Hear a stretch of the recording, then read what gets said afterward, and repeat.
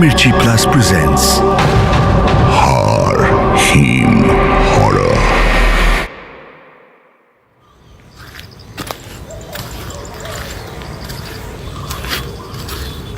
দিবাকর মিত্তির বাগানের গলি দিয়ে একা একা অন্যমনস্কভাবে হেঁটে আসছিল।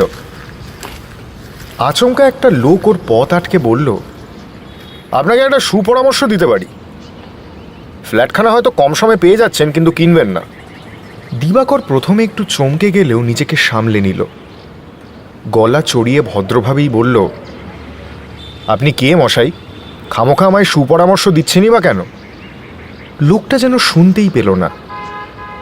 একই সুরে বলে গেল, আগে থেকে বলে দিচ্ছি, পরে বলতে পারবেন না আপনাকে আগে জানাইনি। দিবাকর ভালো করে লোকটাকে দেখল। খুব একটা লম্বা নয়, গায়ের রং যতটুকু বোঝা যাচ্ছে একটু তামাটে গোছের। ঠোঁটের ওপর গোঁপটা যেন একটু বেশি কালো। বোধহয় সদ্য রং করেছেন। ভদ্রলোক একা নয়, সঙ্গে পরিবার আছে।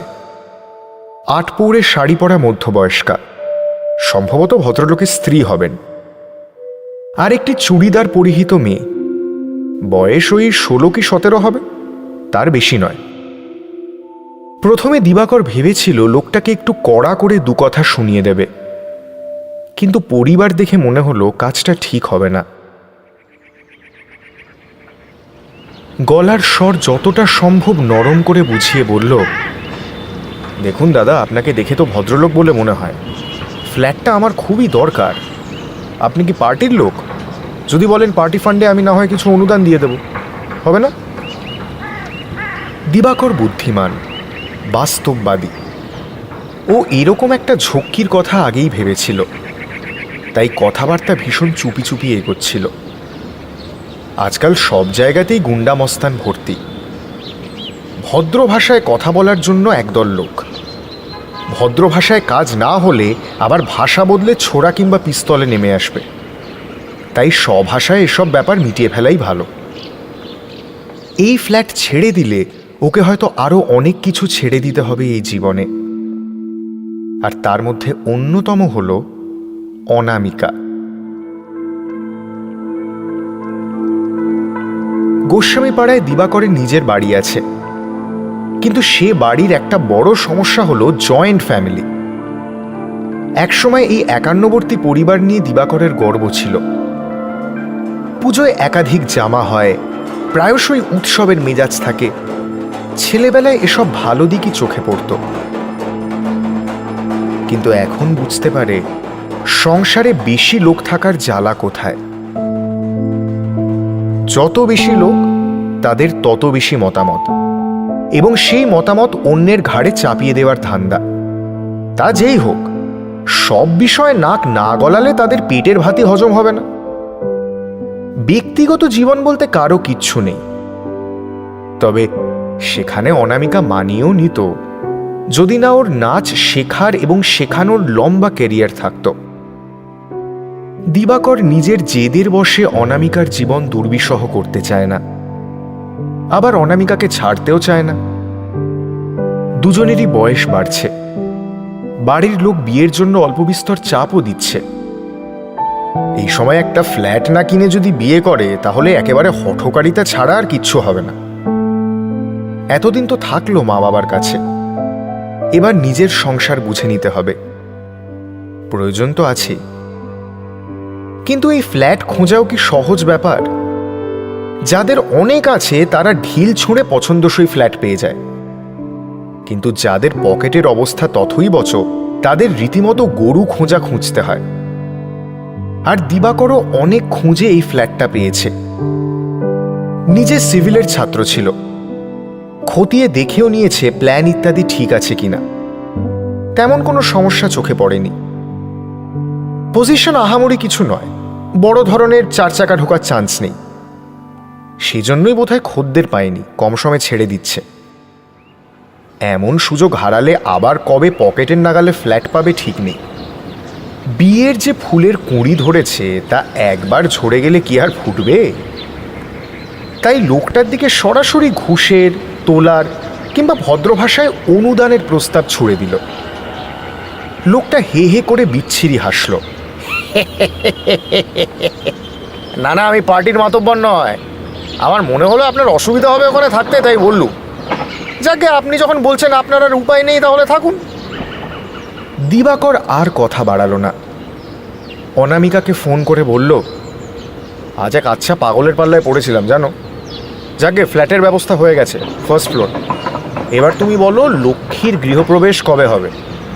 ওদিক থেকে অনামিকা বলল, পার্মানেন্টলি যাওয়ার জন্য তো পাজি দেখতে হবে। টেম্পোরারি চাইলে ব্যালকনিতে দাঁড়িয়ে শহরের বাড়ি ঘর চলাফেরা দেখছিল। হঠাৎ অনামিকার মনে হলো এখানে ওরা ছাড়াও অন্য কেউ আছে। ফ্ল্যাটে 5 ইঞ্চির দেওয়াল, হতেই পারে পাশের ফ্ল্যাটে কোনো পরিবার খুব আমোদ উল্লাস করছে। কিন্তু দিবাকর ওকে বলেছিল যে অ্যাপার্টমেন্টের বাকি ফ্ল্যাটগুলো ফাঁকা। ও দিবাকরকে ডাকতে দিবাকর বলল, তুমিও শুনতে পাচ্ছ না? মনে হচ্ছে যেন আমাদের ভেতরের ঘর থেকে আসছে।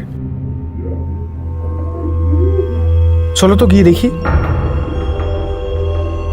ভেতরের ঘরে উঁকি মেরে অনামিকা তাজ্জব, তার চেয়েও বেশি চমকে গেছে দিবাকর। সেই খ্যাপা লোকটা তার পরিবার নিয়ে ঘরের ভেতর হাসি ঠাট্টা করছে, আড্ডা মারছে। দিবাকরকে দেখা মাত্র বলল, আরে আসুন আসুন আসুন আসুন, অসুবিধা করে ফেললাম নাকি? Sorry sorry sorry, very sorry, আমরাও তো এখানে থাকি। অল্প একটু একটু অসুবিধা সয়ে নিতে হবে। একটু অসুবিধা হবে, মানিয়ে নিতে হবে, বলেছিলাম আগেই। দিবাকর অনামিকা দুজনেই কাঁপছে। প্রবল অস্বস্তি জাঁকিয়ে ধরছে শরীর। জড়িয়ে যাওয়া গলায় দিবাকর আমতা আমতা করে জিজ্ঞেস করল, আপনারা এখানে থাকেন মানে?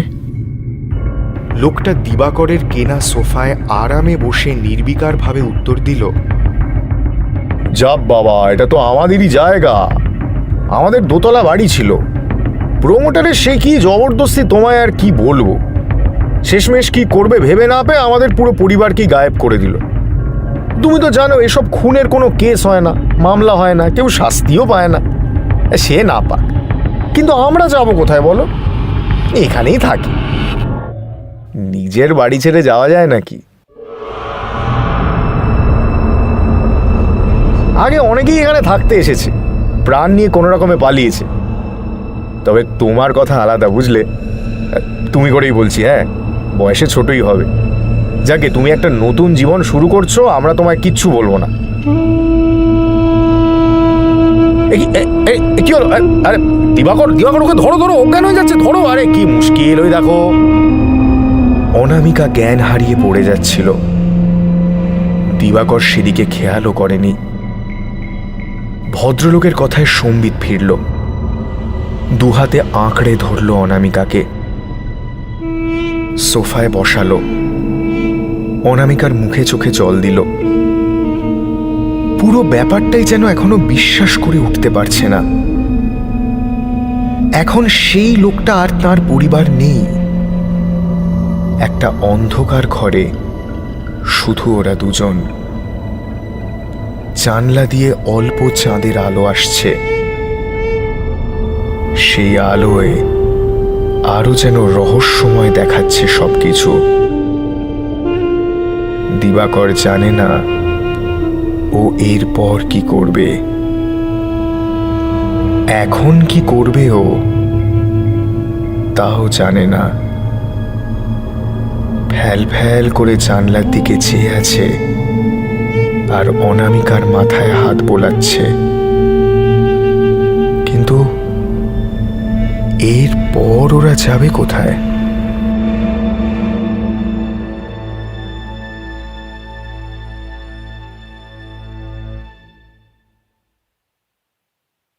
হাড় হিম হরর আপনারা শুনতে পারেন এক্সক্লুসিভলি মির্চি বাংলার ইউটিউব চ্যানেল এবং গানা অ্যাপে।